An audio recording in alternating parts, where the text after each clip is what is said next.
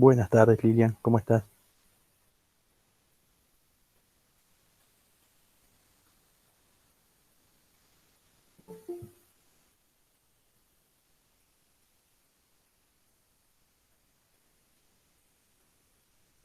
Bien, bien, bien. Organizándome, acabo de salir de una clase de una clase con otro curso, así que ya preparando el material para lo que vamos a ver hoy. Em, sí, sí. Hoy los jueves son mortales para mí.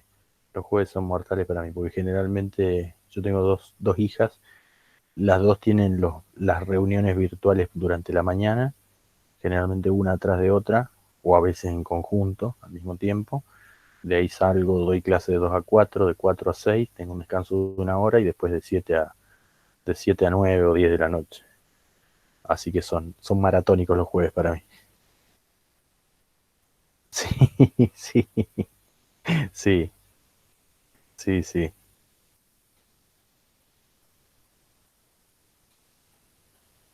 Bien, vamos a esperar un ratito más. Hoy la idea es avanzar con lo que es el diseño de investigación, ¿sí? Con temáticas relativas al diseño de investigación.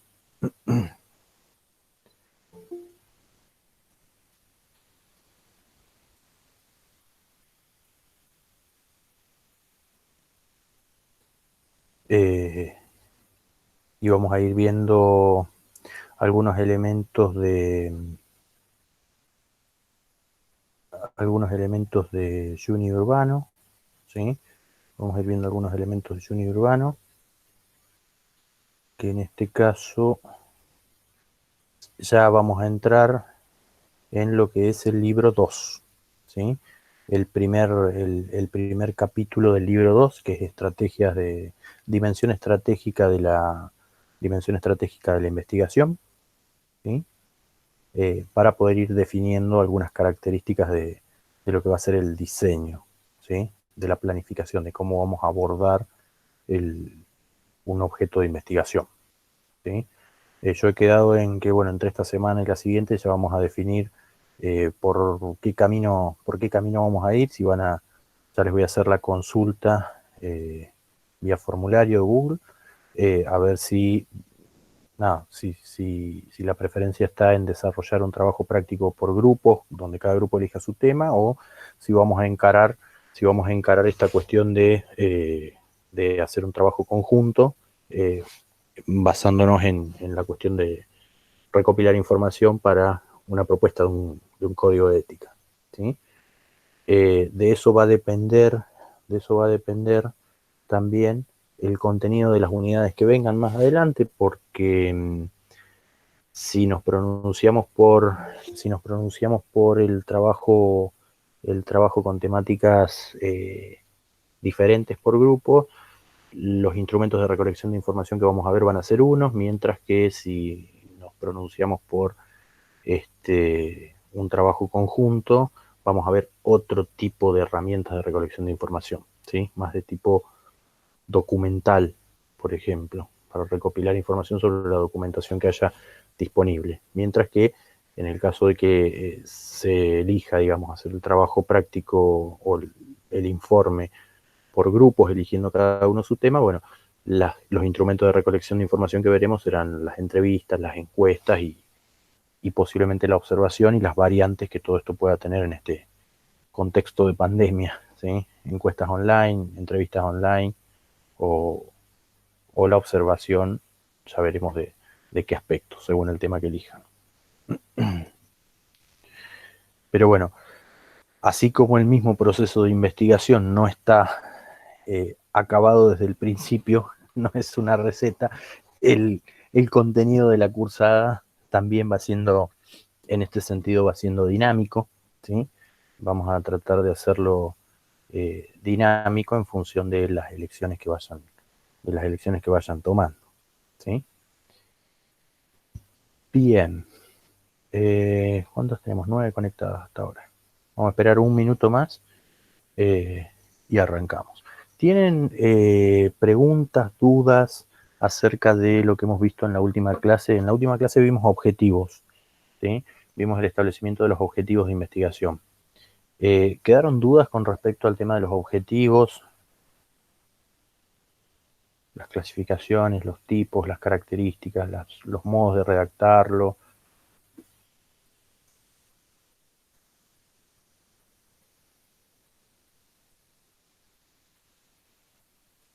Bien, bien, bien, bien.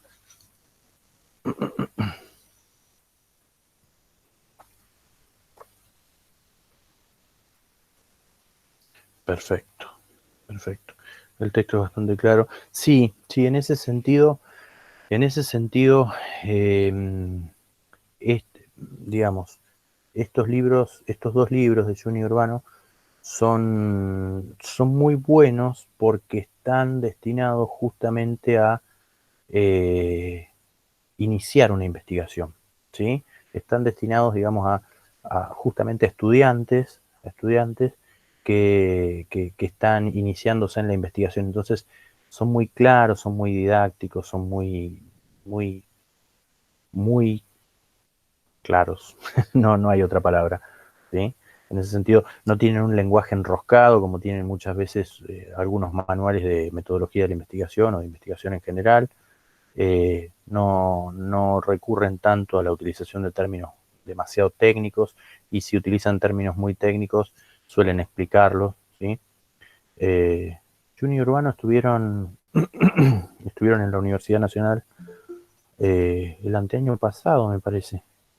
Vinieron para dictar un perdón, vinieron para dictar un curso el anteaño pasado de la especialización en investigación en ciencias humanas, ¿sí?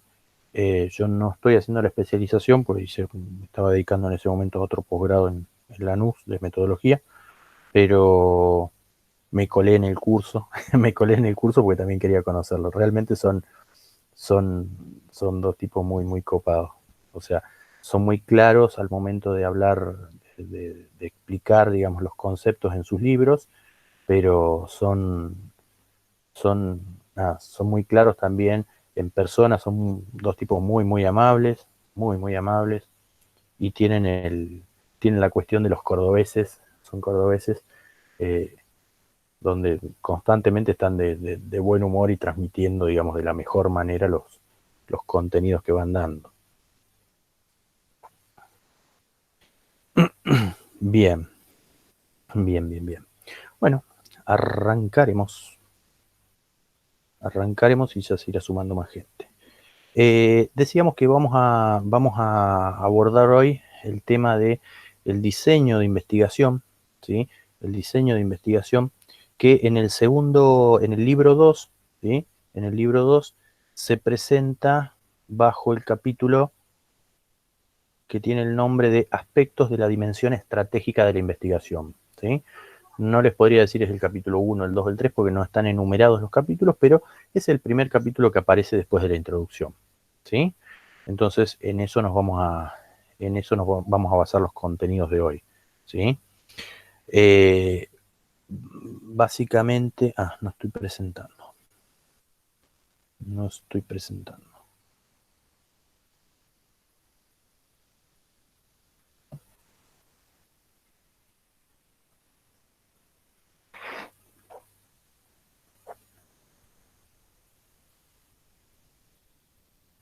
Bien, ahora sí. Ahora sí. Eh,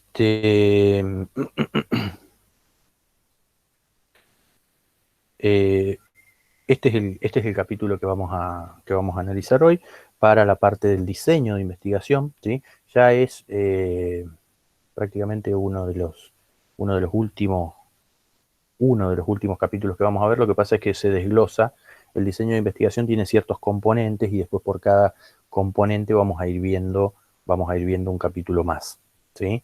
Pero en líneas generales, el diseño de investigación es uno de los últimos temas que vamos a ver, y dentro del diseño veremos, bueno, con quién vamos a trabajar, la muestra, la población, las unidades de análisis, el tipo de investigación, que ya habíamos adelantado un poquito con el problema de investigación, exploratorio, descriptivo, las lógicas de investigación cual y cuantitativas, ¿sí?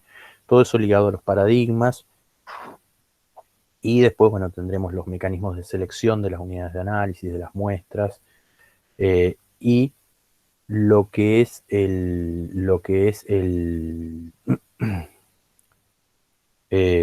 la selección de los instrumentos de recolección de información, ¿sí? Que ahí es donde yo le digo, bueno, dependiendo del trabajo que desarrollemos, va a ser los instrumentos de recolección de información donde pongamos el foco, por una cuestión de tiempo, ¿sí? De instrumentos de recolección de información hay varios, pero en función de qué tipo de problema de investigación abordemos, va a ser el tipo de instrumentos de recolección de información que veamos más en profundidad, ¿sí? ¿Para qué? Para que nos pueda servir para armar este trabajo de investigación, ya sea grupal o, o, o sea, por grupos o en la totalidad del curso. Bien. Aspectos de la dimensión estratégica de la investigación, ¿sí? Van a ver que en muchos casos, en muchas ocasiones, Jun y Urbano hablan de la toma de decisiones, ¿sí? En este caso, investigar supone tomar decisiones acerca de cómo resolver el problema de investigación. Y muchas veces estas tomas de decisión se vinculan mucho a lo metodológico, ¿sí? Se habla mucho de la toma de decisiones metodológicas, ¿sí? Decíamos ya desde el planteo del problema que el plantear el problema supone la reflexividad y la crítica por parte del investigador, y ahora también agregamos otras características que debe tener el investigador, que es la posibilidad de ponderar y valorar diferentes caminos, ¿sí? Que ofrecen las tradiciones científicas y los enfoques de investigación. ¿Esto qué quiere decir? Que nosotros vamos a ir tomando decisiones, ¿sí? Para darle forma a la manera en que vamos a abordar el objeto de investigación. Lo cual implica que hacer una investigación no es una cuestión intuitiva, no es salir a campo y ver qué onda, ver qué nos encontramos y vemos qué agarramos, qué información recolectamos de lo que tenemos disponible, sino que implica previamente, antes de salir al campo, una planificación, ¿sí? Un plan de qué es lo que vamos a hacer, con quién vamos a trabajar, qué vamos a aplicar, cómo vamos a recoger esa información. Y una vez que recojamos esa información, ¿qué vamos a hacer con esa información? ¿Sí? Entonces, vamos a tener que ir tomando decisiones porque justamente esto de la toma de decisiones y específicamente la toma de decisiones metodológicas al llevar adelante una investigación implica que la investigación no es una receta, ¿sí? Que básicamente la investigación no es una receta, que yo pongo 2 tazas de harina, 3 huevos, azúcar y batir durante tanto tiempo, por ejemplo, ¿sí? Entonces, esto implica tomar decisiones en función de, o a medida que vamos también transitando el camino, a medida que vamos reflexionando sobre lo que nosotros queremos y lo que nosotros necesitamos, ¿sí? En este caso, lo estructurante, los cimientos de toda la investigación están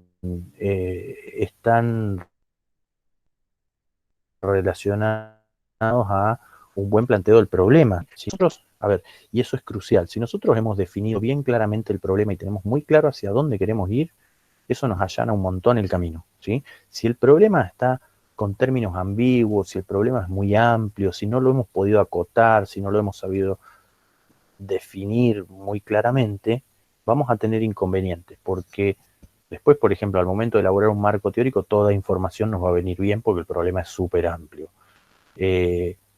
Al momento de elegir una herramienta para poder levantar información, cualquier herramienta tal vez nos va a venir bien, o nos parece que nos va a venir bien, y en realidad los datos recolectados con esa herramienta después tal vez no nos sirvan para poder dar una respuesta al problema, ¿sí? Nos metemos en un laberinto, en un brete, en un berenjenal, del cual después no podemos salir, porque una vez que uno ya está sacando las conclusiones, quiere decir que ya levantó datos, ¿sí? Y si no nos sirve para responder al problema, tenemos que empezar a romper todo para atrás, empezar a hacer de vuelta o plantear de nuevo el tema o reformular todo hacia atrás, ¿sí? Entonces, para no caer en esa situación, ¿sí? Lo que se hace es planificar. Entonces, antes de actuar, bueno, quiero ver con quién voy a trabajar, qué voy a aplicar, cómo voy a analizar esa información, qué tipo de estudio voy a llevar adelante, ¿sí? Si voy a manipular variables, si no las voy a manipular, qué es lo que quiero hacer, ¿sí? Entonces, de eso trata este capítulo, ¿sí? De las decisiones que vamos a tener que tomar en función de la generación de un diseño de investigación. El diseño de investigación es entendido como un plan lógico en el que se ordenan todos los componentes ligados al trabajo de campo del estudio, ¿sí? Fíjense que si vamos descomponiendo esto por partes, ¿sí? Decimos que el diseño es un plan, o sea que es una planificación previa. Este plan es lógico, es decir, que entra en coherencia con los aspectos que ya venimos definiendo anteriormente, tales como el problema de investigación, los objetivos. ¿Y qué es lo que nos permite este plan lógico, este diseño? Nos permite ordenar estos componentes, ¿sí? Que van a ser las unidades de análisis, las muestras o la población con la que trabajemos, los instrumentos de recolección de información, todo esto ligado al trabajo de campo, ¿sí? Nos permite organizarlos y determinarlos, ¿sí? También está la determinación de la lógica desde la cual vamos a abordar el problema. Hay dos lógicas que son predominantes, que son la lógica cualitativa y la lógica cuantitativa, ¿sí? Y a mí me gusta meter la tercera lógica, que es la lógica de investigación mixta, ¿sí? Que para mí enriquece mucho más, pero bueno, no está presente en este libro, ¿sí? No está presente en el libro de Juni Urbano. Pero bueno, si hay tiempo vamos a charlar un poquito más de las lógicas mixtas. La definición del tipo de investigación, que ya habíamos adelantado un poquito una clasificación inicial, que era la de exploratoria, descriptivo, correlacional, explicativo. Vamos a ver que hay también otras lógicas en función de analizarlo desde otra perspectiva, ¿sí? Y vamos a profundizar en las lógicas que ya habíamos visto. La determinación de la población y los procedimientos de muestra son elementos básicos del diseño de investigación, ¿sí? Cuando hablamos de los procedimientos de muestra, hablamos de, bueno, si vamos a trabajar con un conjunto de personas, por ejemplo, ¿cómo las vamos a elegir? ¿De qué manera vamos a seleccionar esas personas? Y vamos a ver que hay distintas formas o distintos modos de seleccionarlos, ¿sí? El investigador tiene que tomar decisiones metodológicas a lo largo de todo el proceso de investigación, ¿sí? Y esta dimensión estratégica se vincula justamente a ese tipo de decisiones que tienen que apuntar u orientarse a resolver el problema de investigación, ¿sí? ¿Apelando a qué? A los referentes empíricos.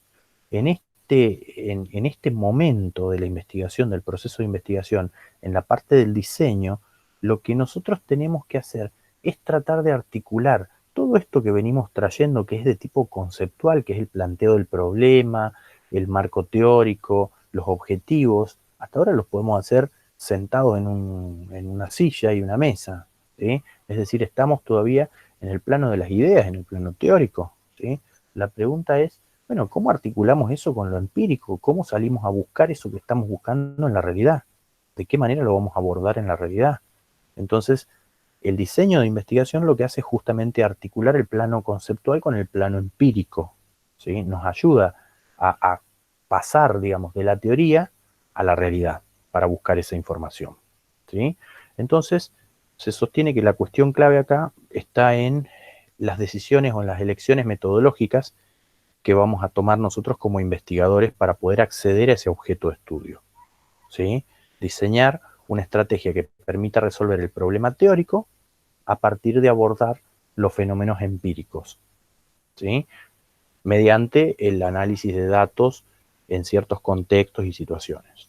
Entonces, por eso también esta dimensión se llama dimensión estratégica, ¿sí? ¿Por qué? Porque no tenemos un solo camino, como les decía recién, no es una receta el proceso de investigación donde nosotros decimos, bueno, primero hay que hacer esto, después esto para cualquier investigación. No, hay muchas posibilidades, ¿sí? Metodológicamente tenemos muchas posibilidades y nuestro desafío está en ir eligiendo, ¿sí? Pero esa elección tiene que ser considerando todos los apartados del proceso de investigación, todos los elementos del proceso de investigación para que guarden una cierta coherencia, una cierta fluidez, ¿sí? Eh, Disponemos de varias alternativas y lo ideal, bueno, es conocer todas las alternativas posibles, como les decía, más allá de que nosotros podamos elegir un instrumento de recolección de información, está bueno tener a mano el conocimiento de varios instrumentos de recolección de información. ¿Por qué? Porque un instrumento de recolección puede ser útil, válido para una investigación, pero no para otra diferente, ¿sí? Yo creo que les había contado, me parece que sí, a ver, ahí voy al chat también para corroborar, pero me parece que les había contado que en el primer trabajo que yo tuve, yo iba muy formado como psicólogo, muy formado para mí, así me veía al espejo, muy formado en lo que era entrevista, por ejemplo, ¿sí? No, creo que se lo conté a Fono, a los alumnos de Fono. Yo iba muy formado o duramente formados en lo que es entrevista, ¿sí? En lo que es entrevista.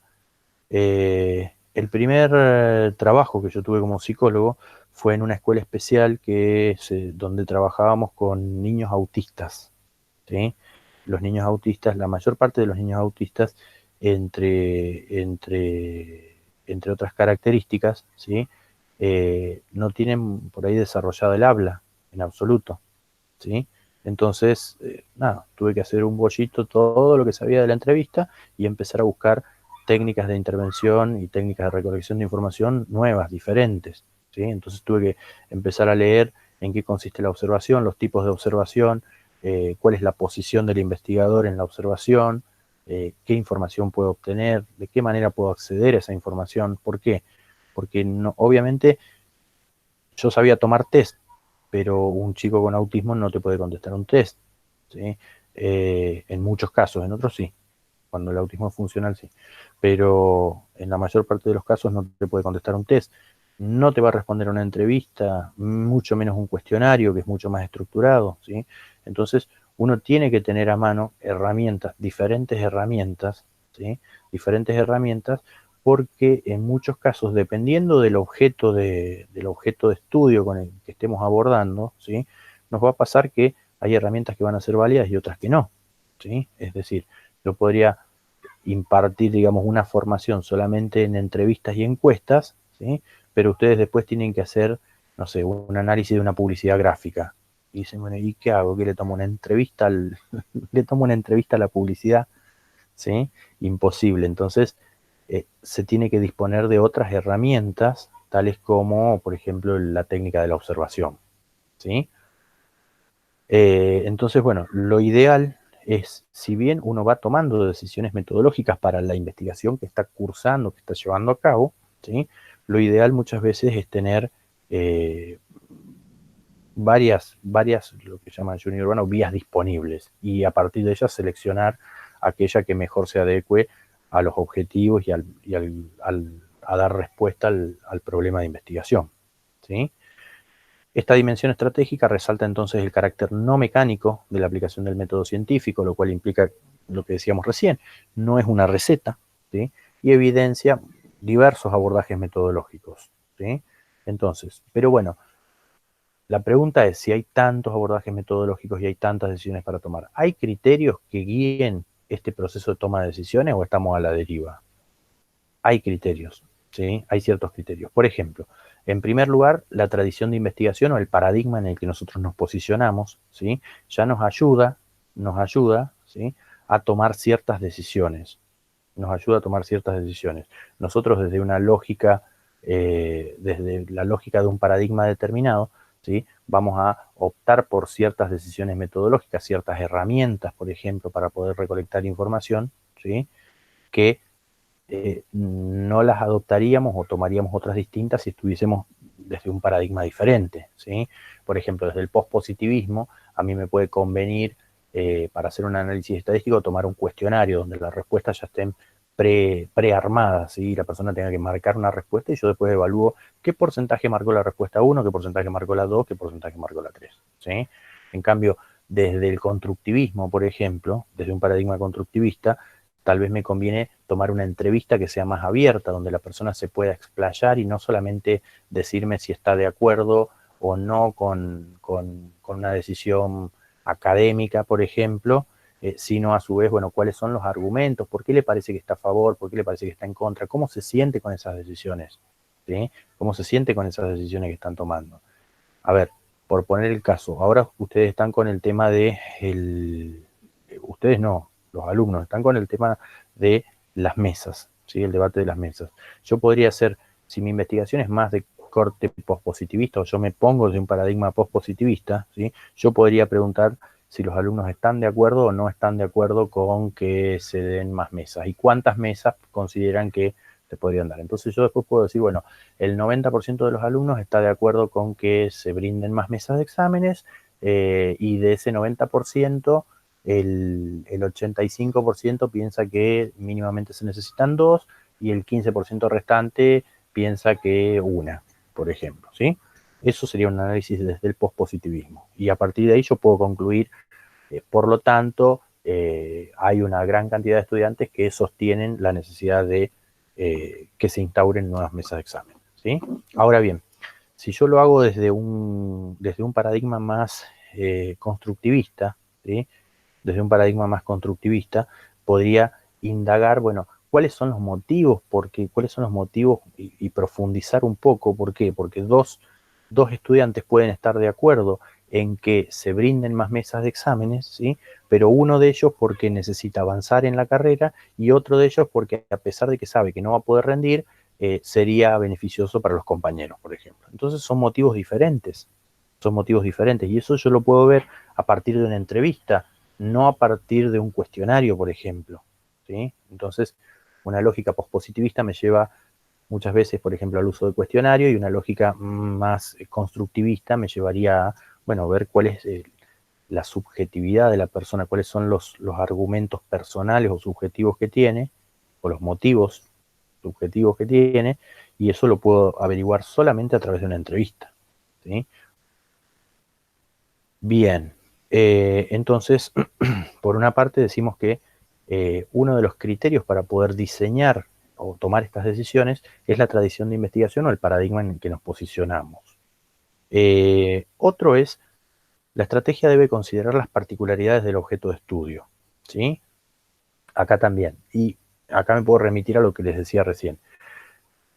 Yo puedo planificar utilizar determinadas herramientas para buscar información, ¿sí? Pero esas herramientas tienen que estar adecuadas al objeto de estudio, ¿sí? Lo que yo les decía recién. Yo no puedo decir, bueno, como yo sé usar la entrevista, entonces voy a entrevistar. Va a ser mi herramienta de recolección de información. Bueno, pero tenés que sacar información sobre niños que son autistas, ¿sí? Bueno, pero yo no sé usar otra cosa que la entrevista. Entonces, en ese sentido, hay un choque, digamos, el objeto de estudio para poder brindarme información, para yo poder conocerlo, para poder comprenderlo, necesito tomar otras herramientas, ¿sí? Otras herramientas diferentes, porque a lo sumo voy a poder hacer una entrevista, sí, pero con los padres tal vez, con los docentes, con las autoridades de la escuela, pero no voy a poder obtener información acerca de los niños y sus procesos, ¿sí? Entonces, en ese sentido, tenemos que considerar la naturaleza del fenómeno, ¿sí? O del objeto de estudio, y eso nos va a condicionar las posibilidades del abordaje, ¿sí? Si yo no dispongo de herramientas, bueno, tengo que de alguna manera proveérmelas para poder continuar con la investigación, porque si no, yo puedo tomar entrevistas con los padres, con los docentes, pero no voy a poder con esa información responder a la pregunta problema, ¿sí? Otra, la dimensión estratégica debe guardar coherencia con las definiciones metodológicas adoptadas en las fases anteriores, ¿sí? En la fase epistemológica. Decíamos que con el planteo del problema, el marco teórico y los objetivos, venimos en un plano más teórico todavía, ¿sí? Ahora, esta planificación que nosotros vamos a hacer, este diseño metodológico, tiene que ser coherente, ¿sí? Tiene que ser coherente con ese problema que hemos planteado, con ese marco teórico que hemos planteado, ¿sí? Eh, entonces, en este sentido, tiene que haber una fluidez, ¿sí? Tenemos que llevar siempre una línea, ¿sí? Tenemos que llevar siempre una línea. No podemos, desde el marco teórico, hablar desde una teoría determinada, pero después utilizar como instrumento de recolección de información un instrumento que evalúe variables que no están contempladas en esa teoría, ¿sí? Entonces, en ese sentido tiene que haber una coherencia entre la dimensión estratégica con las definiciones metodológicas adoptadas anteriormente. Por otra parte, también la perspectiva teórica que se ha adoptado, es decir, las teorías en las que yo me voy a basar, ¿sí? Van a condicionar la estrategia, que es un poquito lo que decíamos recién también. La teoría nos lleva a cada teoría, ¿sí? Por ejemplo, ustedes tienen distintas teorías de la comunicación, ¿sí? ¿Cuáles son las grandes teorías de la comunicación que ustedes conocen? ¿Y cuáles son los conceptos destacados dentro de esas teorías?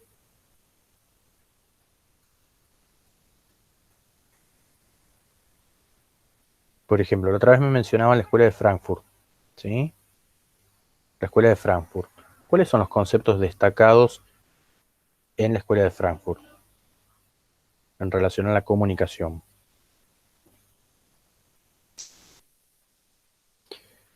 El difusionismo, ¿sí? Bien. ¿Qué otras teorías también son importantes o son destacadas en comunicación?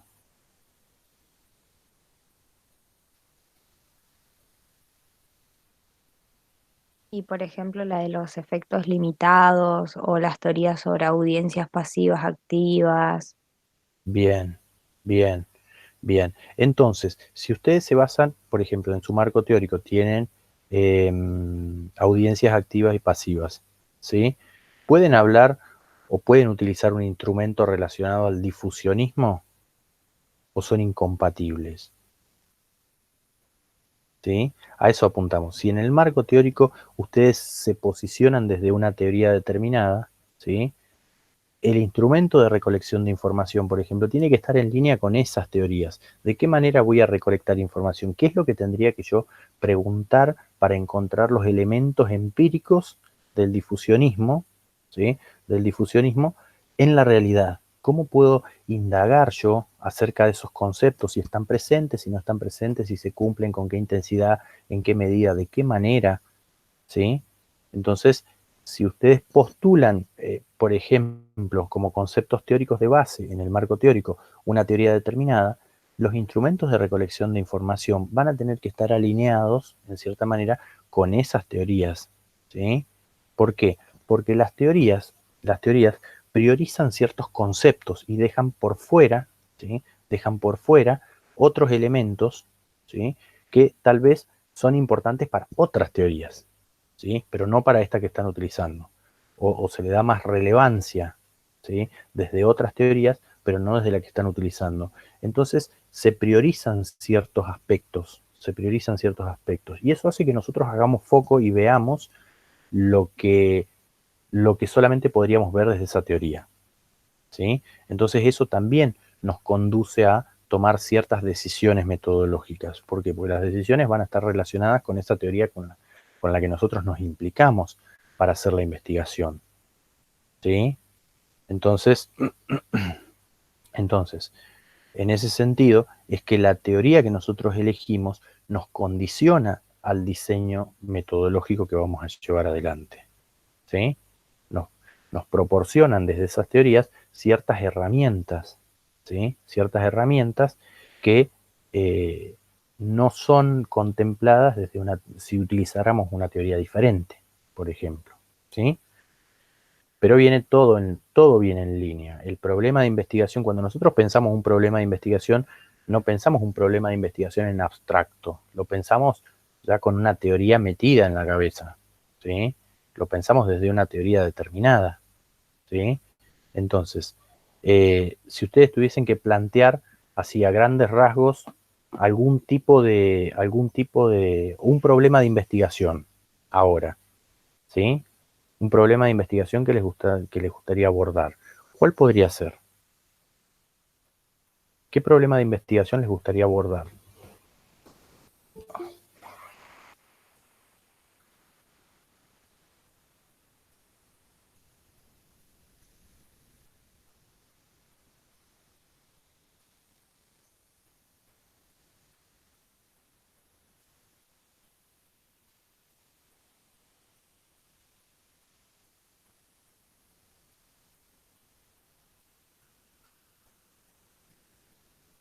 Al principio habíamos hablado de Fíjense, en una de las primeras clases habíamos hablado de que yo había estado en una charla acerca de la ética en el periodismo, ¿sí?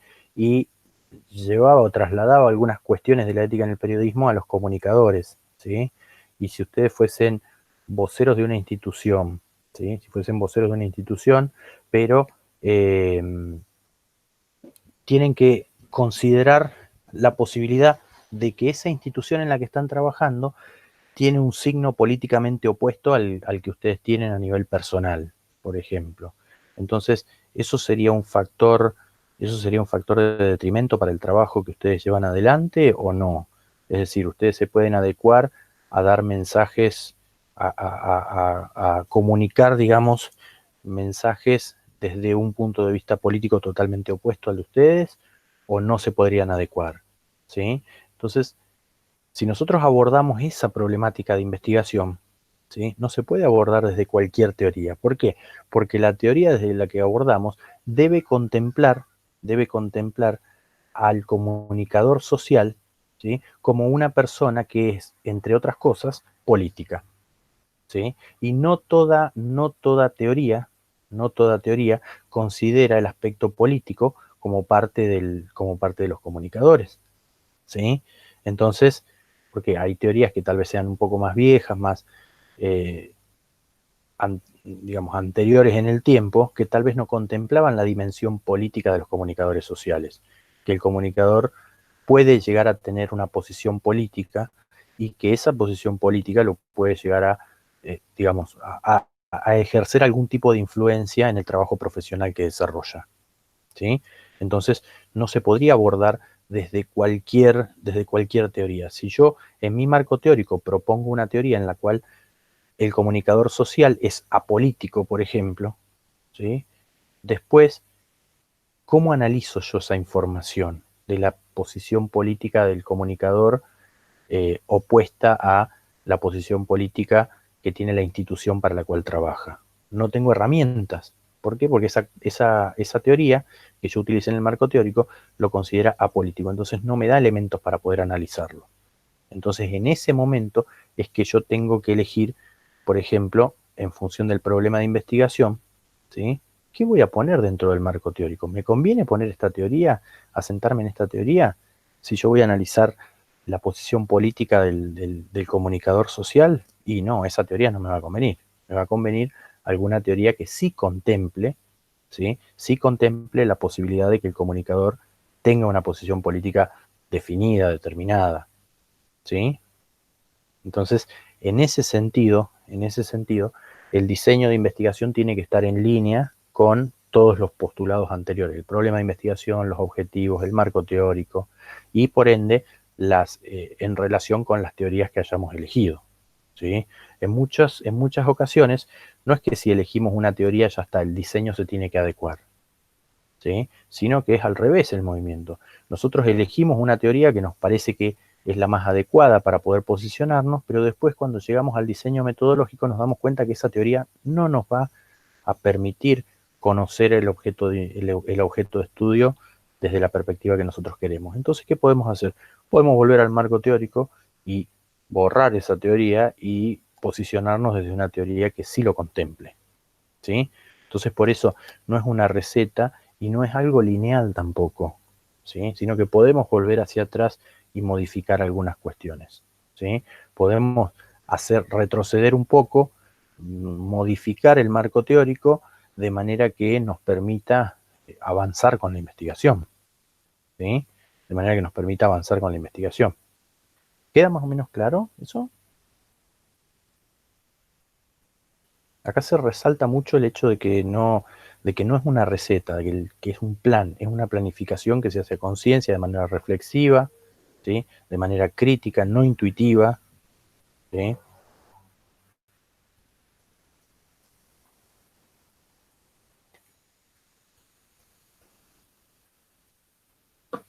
Y que son decisiones que van a tener que tomar ustedes como investigadores, como investigadoras, y muchas veces, bueno, con el apoyo de, si van a hacer una tesis, con el apoyo de la dirección y la codirección, si ese fuese el caso, ¿sí?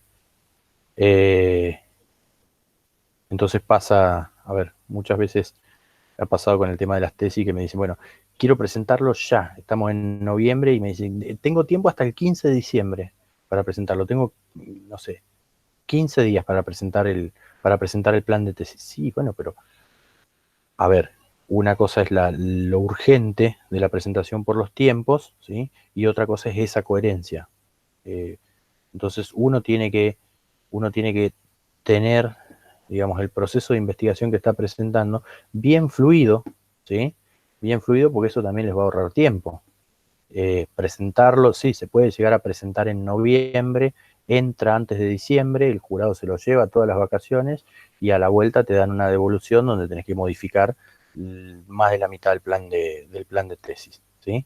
Cuando en realidad tal vez uno podría haber ahorrado tiempo, tal vez uno podría haber ahorrado tiempo y seguir durante las vacaciones rumiando un poco ese plan de tesis, dándole coherencia, haciendo que todo más o menos vaya encajando, presentarlo después en febrero y, que sea aprobado sin correcciones, por ejemplo, ¿sí? Entonces, el tiempo es más o menos el mismo, el tiempo que se tardaría es más o menos el mismo, pero el procedimiento o la cancha que uno gana, digamos, en ese tiempo en que se está comiendo el plan y lo está evaluando y lo está reflexionando, ¿sí? Ya sienta bases más fuertes para después poder seguir el trabajo de investigación. Son, a ver, son casos, no digo que sea la regla ni nada por el estilo, ¿sí? Pero muchas veces, digamos, muchas veces han ocurrido situaciones similares, ¿sí? Que, digamos, el tiempo apremia y yo mismo, dirigiendo, co-dirigiendo sobre todo, hemos presentado planes y dijimos, bueno, nada, si el tiempo apremia, presentémoslo.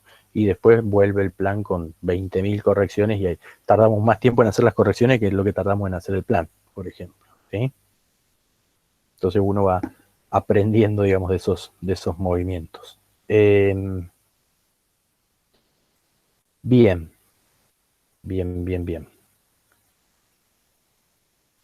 La, a ver, estas, nosotros llevamos adelante una serie de decisiones, ¿sí? Para realizar acciones metodológicas que van a formar el diseño de investigación. Nosotros vamos organizando el diseño de investigación, pero este diseño de investigación, ¿sí? Como componente del proceso metodológico, tiene que ser válido y confiable, ¿sí? Tiene que asegurarnos la validez y confiabilidad. ¿Qué es esto de la validez y confiabilidad? A grandes rasgos, ¿sí? La validez implica que realmente estamos tratando de obtener conocimiento de lo que nosotros queremos obtener conocimiento, ¿sí? Que estamos investigando lo que realmente queremos investigar. Si el problema, el marco teórico, los objetivos y el diseño están en línea, ¿sí? Realmente estamos investigando lo que queremos investigar. ¿Por qué? Porque a veces el problema de investigación va para un lado, los objetivos apuntan a otra cosa, y el diseño de investigación se va por otro lado, toma otras herramientas que no tienen nada que ver, no pueden cumplir los objetivos ni pueden dar respuesta al problema. Entonces, en esos casos, ¿sí? En esos casos no hay validez de la investigación. ¿Por qué? Y porque no estamos indagando, no estamos haciendo una investigación de lo que queremos investigar. Planteamos una cosa en el problema, pero después aplicamos herramientas de recolección de información que recogen información que no nos van a permitir responder al problema, ¿sí? Entonces, planificar bien este diseño metodológico nos tiene que asegurar lograr la validez de la investigación, que realmente investiguemos lo que queremos investigar, ¿sí? Y para ello, bueno, el principal requisito es que el problema esté bien formulado. Y la confiabilidad. La confiabilidad significa que si otros investigadores realizan el mismo trabajo de investigación que yo hice, bajo condiciones lo más similares posibles, se supone que tienen que llegar a resultados similares, ¿sí? Se supone que tienen que llegar a resultados similares. En este sentido, bueno, esto es muy aplicable a los instrumentos de recolección de información, ¿sí? A los instrumentos de recolección de información. Eh, y yo podría decir, bueno, hay instrumentos que son más válidos e instrumentos que son menos válidos, ¿sí? Por ejemplo, yo les podría preguntar a ustedes, eh, puede ser un problema investigar cuántos alumnos de nivel secundario entregaron las tareas en todas las escuelas de la punta en pandemia para acotar un sector de la provincia. Sí, podría ser, ¿sí? Sí, sí, sí, podría ser. A ver, en ese caso, por ejemplo, Julieta, estaríamos apuntando a cuántos alumnos de nivel secundario. Ya ahí fíjense que ya se denota una perspectiva más pospositivista, tal vez, desde una lógica cuantitativa, ¿sí? Porque lo que queremos saber es cuántos alumnos de nivel secundario entregaron las tareas en todas las escuelas de la punta durante la pandemia, ¿sí? Y está bien, pero fíjense que ya el problema de investigación va marcando una posición en un paradigma determinado, ¿sí? Y desde una lógica determinada, ¿sí? ¿Cómo podríamos cambiar de paradigma y de lógica? Preguntando, por ejemplo, eh, cuáles son los procesos eh, cognitivo-pedagógicos, ¿sí? Que influyen en la entrega de tareas de los alumnos de las escuelas primarias de la punta, ¿sí? Entonces ahí ya no estamos preguntando cuántos, qué cantidad, sino que estamos preguntando cuáles son los procesos que se despliegan, ¿sí? Y ahí podemos encontrar una variedad, ahí podemos encontrar una variedad. Entonces, nada, algunos entregan las tareas porque las vienen realizando junto con los padres, otros entregan las tareas porque tienen un cierto, o han podido mantener un cierto ritmo, como cuando estaban en las escuelas. Los que no entregan las tareas tienen principalmente tal tipo de inconvenientes, no tienen lugar o no tienen conectividad, no tienen el tiempo, no tienen el espacio muchas veces, ¿sí? Para poder desarrollar las actividades. Entonces, son, esa es una manera de plantear el problema desde dos lógicas distintas, ¿sí? Es decir, la problemática de la entrega de las tareas de los alumnos de nivel secundario, habías dicho, yo dije primario recién, de los alumnos de nivel secundario para poder entregar las tareas, ¿sí? Puede analizarse desde una lógica más cuantitativa, cuántos alumnos lo hicieron, cuántos no, ¿sí? Con lo cual nuestra respuesta sería, por ejemplo, un porcentaje, podría ser un porcentaje y una cantidad, ¿sí? No sé, supongamos, de 10.000 alumnos, solo 3.000 están entregando la tarea, es decir, un 30%, ¿sí? Eh, Podemos hacerlo a partir de un cuestionario donde indaguemos cuáles son las principales complicaciones que tienen, pero el cuestionario ya implica respuestas prearmadas, ¿sí? Entonces diríamos el tanto por ciento por este tipo de motivo, el tanto por ciento por este otro motivo y el tanto por ciento por tal otro motivo, ¿sí? O podríamos pasarlo a esta lógica más cualitativa tal vez y decir, bueno, ¿cuáles son cuáles son los factores que influyen, ¿sí? En los estudiantes secundarios de la ciudad de La Punta al momento de entregar o no las tareas, ¿sí?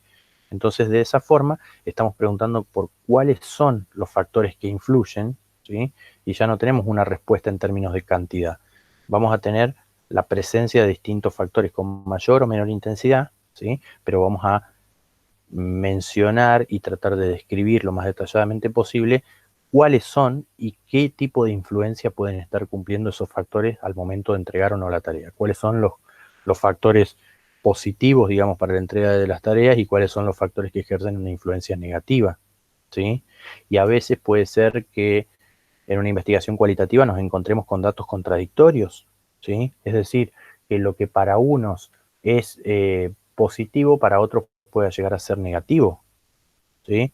Es decir, un niño o un estudiante, un estudiante de secundaria puede llegar a entregar todas las tareas porque tiene disponibilidad de un dispositivo de conexión durante todo el día, ¿sí? Entonces tiene el tiempo y los medios para poder hacer las tareas y presentarlas, y otro alumno que tiene disponibilidad de los mismos medios durante todo el día, puede que no entregue ninguna tarea porque justamente en lugar de, no sé, de dedicarse a hacer las tareas y entregarlas, se dedica a otra cosa, ¿sí? ¿Por qué? Porque justamente tiene conectividad durante todo el día y tiene dispositivo a libre demanda, ¿sí? Entonces, esos son datos a veces que son contradictorios y en una investigación cualitativa, ¿sí? Lejos de eliminarlos, lo que se hace es, bueno, analizarlos y ver qué papel cumplen en cada caso. Y ahí podríamos decir que, por ejemplo, como una conclusión, que la disponibilidad de medios y dispositivos digitales eh, a libre demanda, ¿sí? Pueden en ocasiones jugar un rol positivo como en tal y tal caso, mientras que en otros casos pueden ir en detrimento de la entrega de las tareas. ¿sí? Entonces rescatamos las dos posiciones, pero no importa en lo cualitativo cuál es lo que más se cumple, qué es lo que más se cumple, cuál es el que se da en mayor porcentaje. Nos interesa saber de qué manera se presenta el fenómeno, cuáles son las distintas manifestaciones del fenómeno, ¿sí? Y qué papel van ejerciendo distintos elementos, ¿sí? Sin importar cuál es el que más se presente o cuál es el que menos se presente, ¿sí? Pero bien, sí, ese podría ser, Julieta, un posible problema de investigación, ¿sí? A partir de ahí, si nosotros lo determinamos como cuántos alumnos del nivel secundario, los objetivos, ¿sí? Los objetivos van a ser determinar el porcentaje de alumnos del nivel secundario como objetivo general, por ejemplo, determinar el porcentaje de alumnos del nivel secundario que entregan las tareas al día, y los objetivos específicos podrían ser no sé, determinar el porcentaje de alumnos del nivel secundario que presentan las materias al día en función del año que estén cursando. Y por otra parte, en función de las materias que estén cursando, por ejemplo, ¿sí? Entonces lo dividimos por año, lo dividimos por materia, y podemos saber más específicamente en qué materias están cumpliendo más, y si los de los primeros o los de los últimos años o los de los años intermedios están teniendo mayor o menor cumplimiento que el resto, por ejemplo, quienes están mejor ubicados, mejor posicionados en el ranking de los entregadores de tareas, ¿sí? Pero fíjense que a partir del problema de investigación ya nos va dando herramientas para determinar los objetivos. Y esos objetivos nos dan herramientas para poder, nos dan elementos para poder determinar las herramientas de recolección de información, porque yo ya sé lo que tengo que preguntar. Si yo quiero evaluar eh, digamos, cómo está el porcentaje de entrega de tareas en función del año, ¿sí? Yo ya sé que en el cuestionario o en el instrumento de recolección que yo utilice para preguntar, voy a tener que preguntar, entre otras cosas, en qué año estás. Primero, segundo, tercero, cuarto, quinto, ¿sí? ¿Qué materias cursas? Marcar las materias que cursas, ¿sí?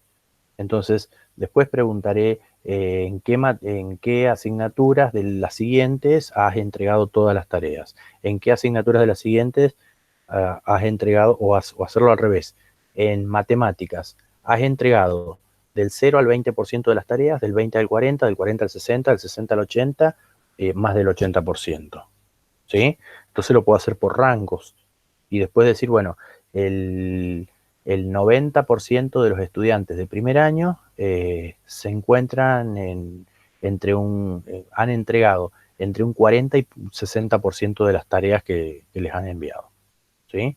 Entonces yo a partir de ahí después evalúo si me parece que está bien, si me parece que está mal, si es bajo, si es alto, muchas veces comparándolos entre años, entre los mismos años que yo he evaluado, o comparándolo con los valores a nivel de la provincia, por ejemplo, de la población general, o con otras escuelas, ¿sí?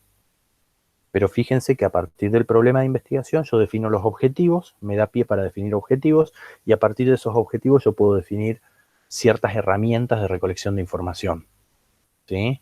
Cuando yo defino por año y por materia, yo ya sé que voy a tener que preguntar en qué porcentaje has entregado las tareas de tal materia, ¿sí? Sí, María José.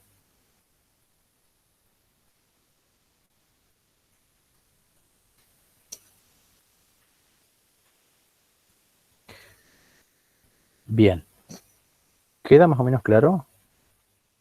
O sea, lo que trato de hacer es que se vea todo el proceso de investigación como, como, como algo que tiene distintos elementos relacionados entre sí, ¿sí? Que no son campos estancos, que no es que yo digo, bueno, hago una introducción, punto aparte. Bueno, yo hago la introducción, vos haces los objetivos, vos haces el marco teórico y vos haces el diseño metodológico en un grupo de 4. ¿Por qué? Porque lo que va a pasar es esto, ¿sí? Una va a plantear un problema, el marco teórico tal vez no tenga relación con el problema, porque no ha sido charlado, no ha sido... eh, entonces va a requerir, digamos, de la acción conjunta, va a requerir de la acción conjunta de un grupo para poder desarrollar el trabajo, ¿sí? Para poder lograr esta coherencia, para que el diseño de investigación realmente apunte a abordar el objeto que queremos abordar desde el problema de investigación, y que nos permita cumplir las metas que nos estamos proponiendo en los objetivos, ¿sí?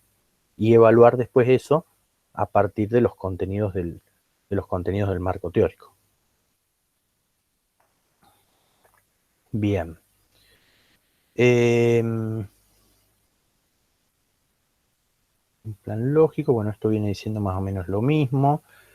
¿Qué es el trabajo de campo? Las acciones que tenemos que realizar como investigadores para observar o medir los fenómenos empíricos, tanto en contextos naturales como en situaciones especiales. Eso nos va a dar pie a hablar de la medición o la observación en contextos naturales y en contextos especiales, nos va a dar lugar a otro tipo de clasificación del tipo de estudios, que van a ser los estudios experimentales y los estudios observacionales. Los estudios observacionales vamos a ver más adelante que son los estudios que se llevan adelante en un contexto natural, ¿sí? Mientras que los experimentales se llevan adelante en situaciones de manipulación de variables, y hay mucho control de variables para ver qué efecto tiene una variable sobre un consumidor de medios, por ejemplo, ¿sí?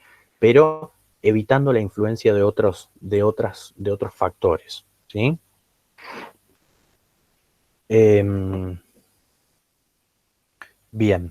bien. Eso ya lo vamos a profundizar un poquito más adelante, está la clasificación.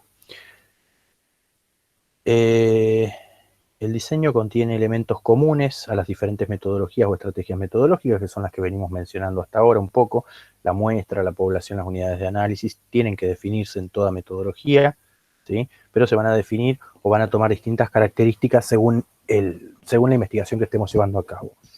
Adquieren particularidades de acuerdo a la perspectiva que nosotros tomemos y la posición del investigador.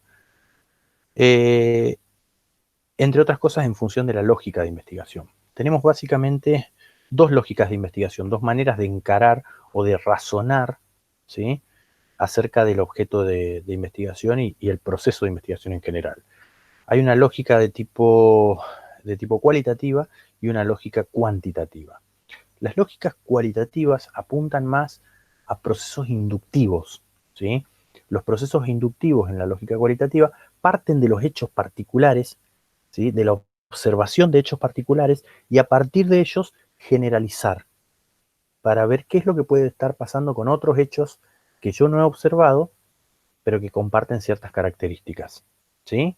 Entonces, partimos de la observación de fenómenos particulares para tratar de hacer una generalización, ¿sí? Mientras que la lógica cuantitativa tiene un razonamiento de tipo deductivo, es decir, partimos del todo y a partir de ese todo analizamos cada uno de los casos, ¿sí? Analizamos los casos particulares.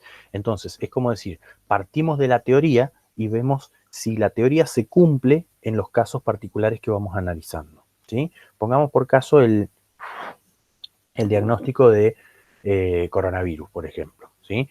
Nosotros tenemos una teoría en este momento que es el coronavirus presenta determinados síntomas, ¿sí? Y ante el hisopado, ¿sí?, los reactivos dan positivo, ¿sí? Entonces, esa es nuestra teoría. Entonces yo tengo un paciente, por ejemplo, que presenta algunos de los síntomas y yo quiero saber si se corresponde con la teoría o no, ¿sí? Presenta esos síntomas, le hago el hisopado, el reactivo, valga la redundancia, reacciona y da positivo.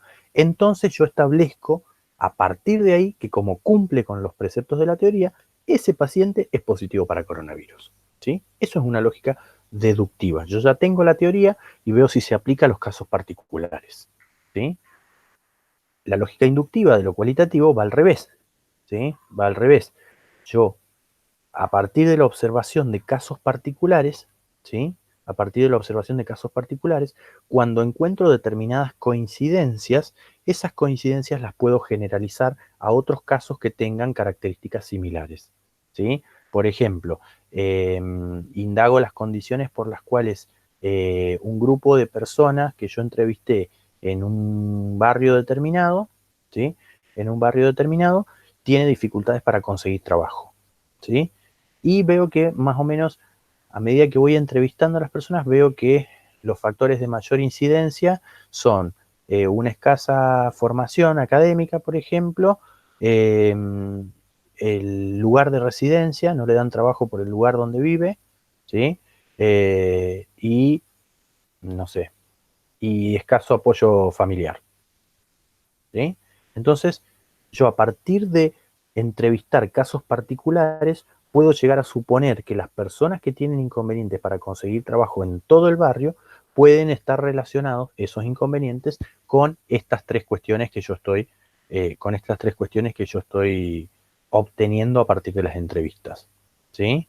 Con la escasa formación académica, con el poco apoyo familiar y con, me olvidé, me olvidé el tercero que dije, ¿sí? Pero bueno, estaría en relación, digamos, con esos tres aspectos. Yo esa conclusión general, esa generalización que hago, la hago a partir de entrevistas a casos particulares y a partir de ello, ¿sí? Infiero o pienso que eso puede estar ocurriendo en toda esa región que comparte ciertas características con las personas entrevistadas, ¿sí? El tercer elemento era por el lugar donde vivía, ¿sí? Que se da mucho también, sobre todo en Buenos Aires, gente que tiene que mentir acerca del lugar donde vive porque si no, no consigue trabajo. Si es de determinadas zonas, hay lugares, personas que no te contratan, básicamente. Ujú, exacto, por el transporte también podría ser, la distancia, ¿sí? Por el transporte, la distancia, sí, sí, sí, sí. Pero muchas veces se da inclusive, no sé, bueno, yo he visto casos particulares, esto también es una conclusión inductiva mía, ¿sí?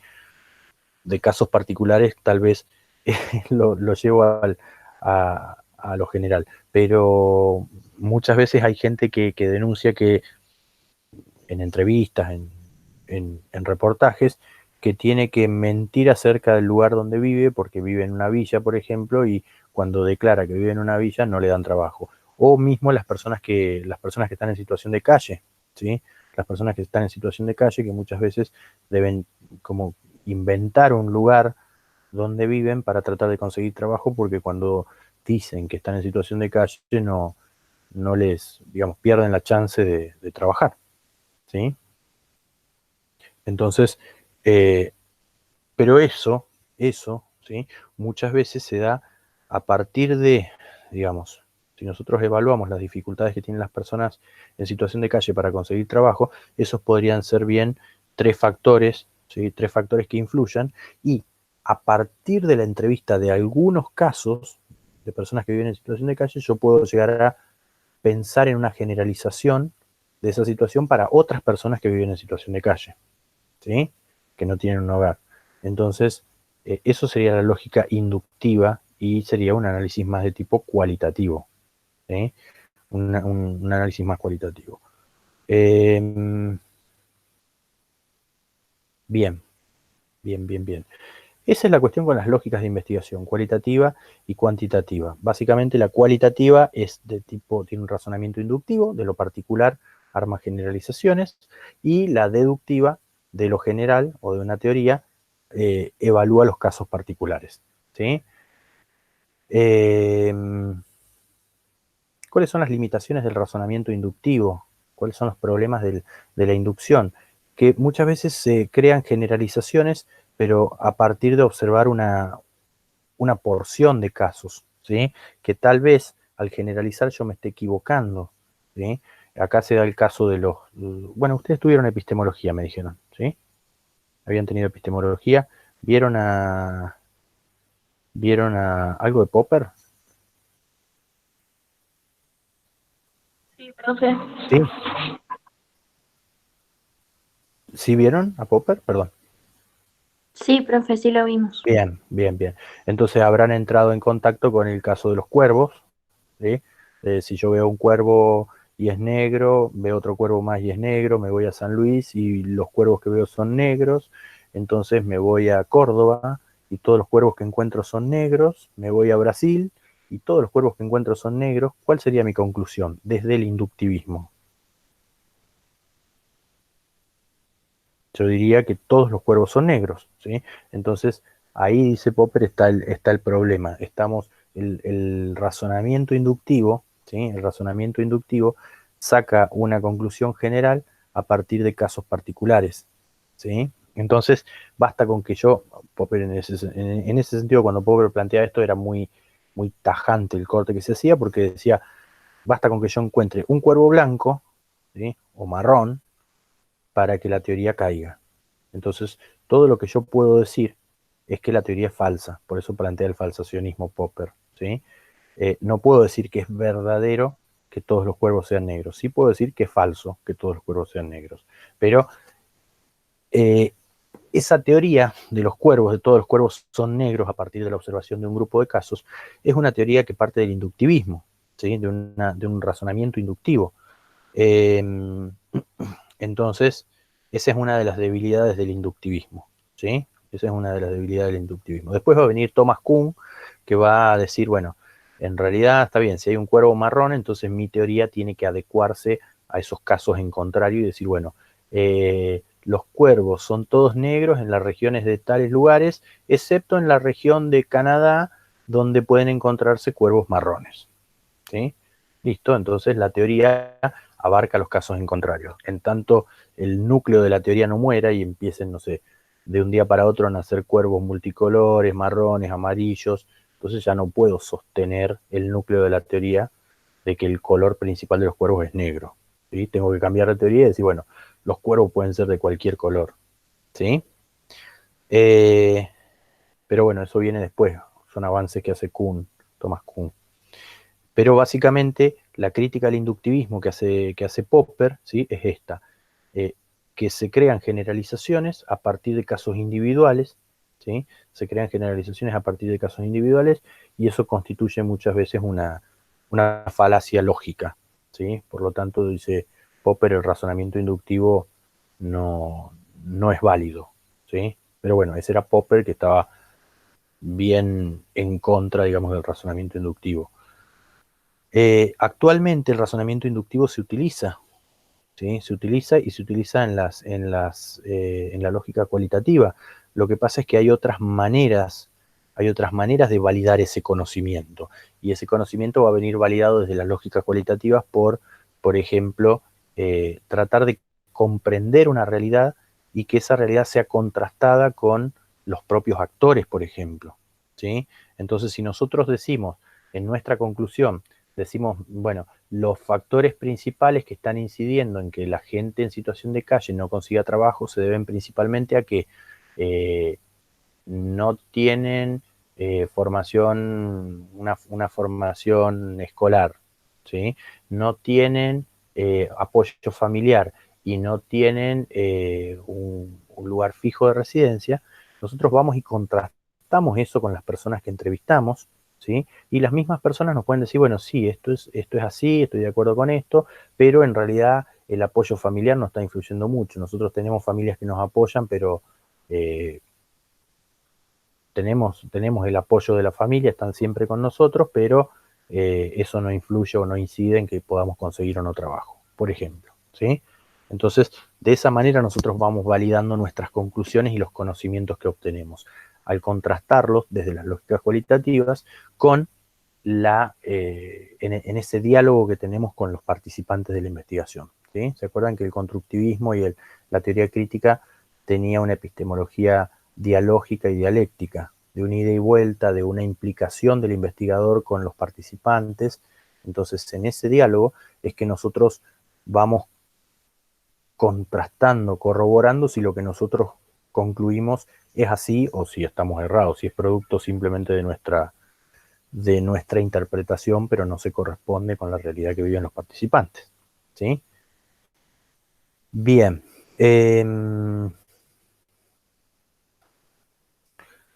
Bueno.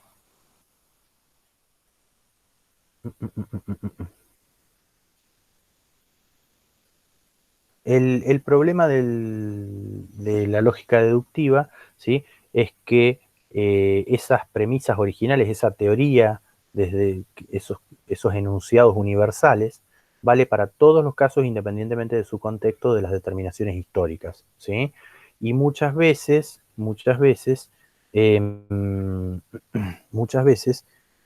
pasa que en las realidades locales, ¿sí? La teoría no se cumple al pie de la letra, no se cumple tal cual está planteado en la teoría, sino que hay especificidad local, ¿sí? Hay especificidad local que hace que la teoría tome diferentes formas, ¿sí? Que no se cumpla al pie de la letra. Entonces, esa es la crítica también que hay al deductivismo, ¿sí? Entonces ninguna de las dos lógicas se salva de la crítica, ¿sí? Recuerden que la lógica deductiva está ligada al positivismo y pospositivismo, y en el texto de Guba y Lincoln, justamente cuando habla de los paradigmas, hay muchas críticas al positivismo y pospositivismo que derivan de esa lógica deductiva, ¿sí? Por ejemplo, que no toma en cuenta el contexto, que marca que el 80% de la población tiene determinada condición, pero yo no puedo saber si un sujeto en particular posee esa condición o no, ¿sí? Habla de las totalidades, pero no puedo saber nada acerca de los sujetos individuales. Esas son críticas, digamos, a la lógica deductiva. Entonces, ninguna de las dos lógicas se salva de las críticas, pero bueno, son las dos lógicas que predominan, ¿sí? En investigación, la cuantitativa y la cualitativa. Y la que yo agrego siempre es la mixta, ¿sí? Que toma elementos de las dos y para mí es mucho más completa. Pero bueno, esa la vamos a dejar para otro momento.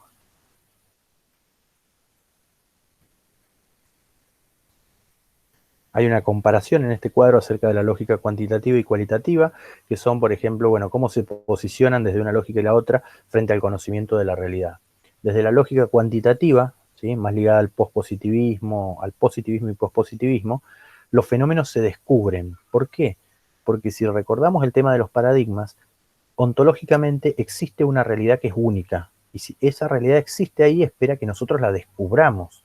Nosotros tenemos que descubrir la realidad, porque esa realidad está ahí, ¿sí? Mientras que en la lógica cualitativa, más ligada al paradigma constructivista y sociocrítico, ¿sí? La realidad se construye, no hay una realidad última, sino que la vamos construyendo. En el caso del sociocrítico, se cristaliza en una realidad determinada que la pensamos como única, pero después se rompe y se vuelve a rearmar, a recristalizar en otra.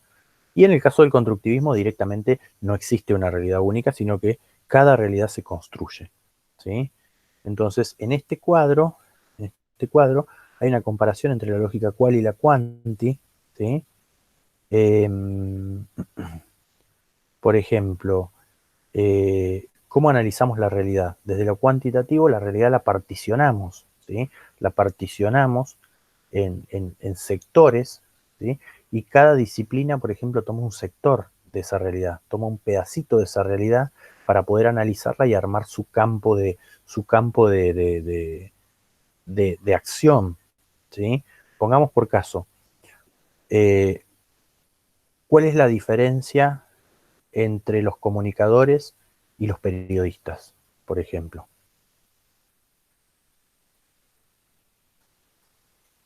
En términos de habilitación, ¿cuál es el papel de los comunicadores y el de los periodistas?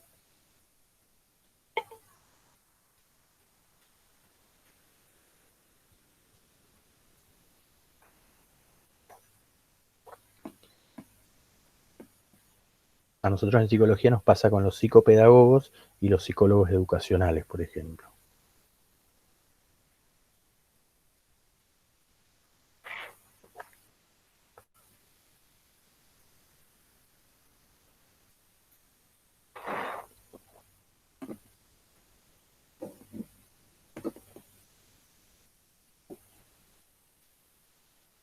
¿Alguien sabe la diferencia entre las implicaciones, digamos, los ámbitos de uno y otro?